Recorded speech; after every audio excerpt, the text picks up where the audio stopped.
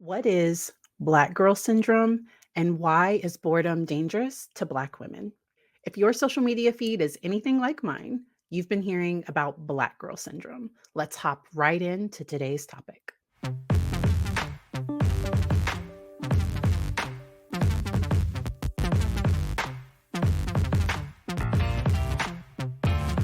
So, over on social media, I've heard a lot of different people talking about Black girl syndrome. And before somebody comes for me in the comments talking about, well, other populations do this when they get bored as well, this is something that is very specific to Black women. First, let's talk about what is Black girl syndrome. It is this tendency that when Black women get bored, that we start looking for another degree, another certification. Some people might shop or they start looking for how they can advance and struggle with rest. Here's a video from Afrotech that goes into this more. Boredom is a dangerous thing for Black women. Truer words have never been spoken. This is loud.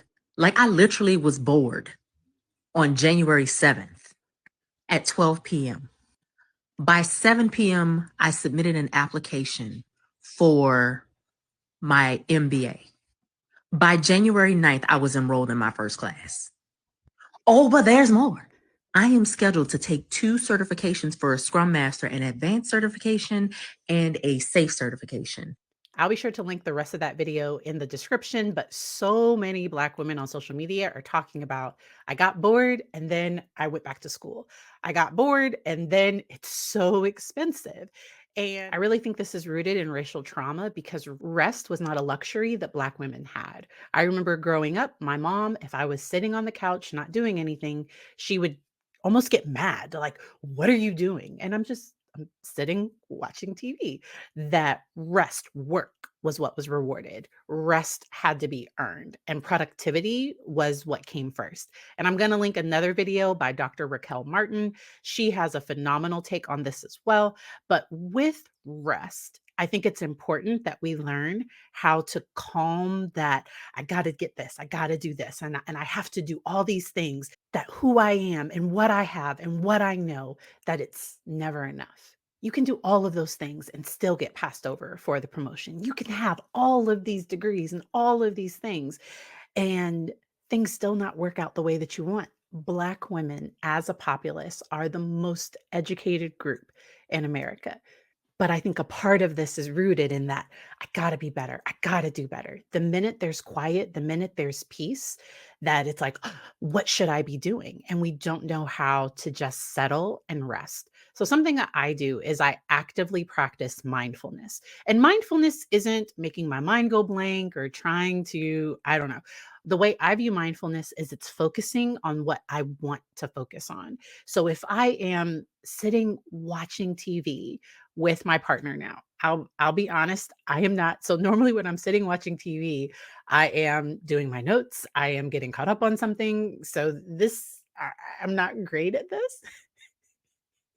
I can relate with all of those videos because I get it. Like the minute you start to sit and it's quiet, all of these things kind of pop up. And that can be based in trauma, that can be based in anxiety. And this drive for, I gotta be working, I gotta be working. And the minute I try to rest, and so I'll have to do an update on if I'm doing better with this. And part of the problem is I'm normally behind on something. Normally my notes, reports, there's normally something that needs to be done.